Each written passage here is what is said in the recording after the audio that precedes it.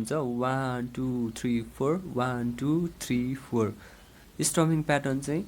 down down up up down down down up 2 3 4 1 2 3 4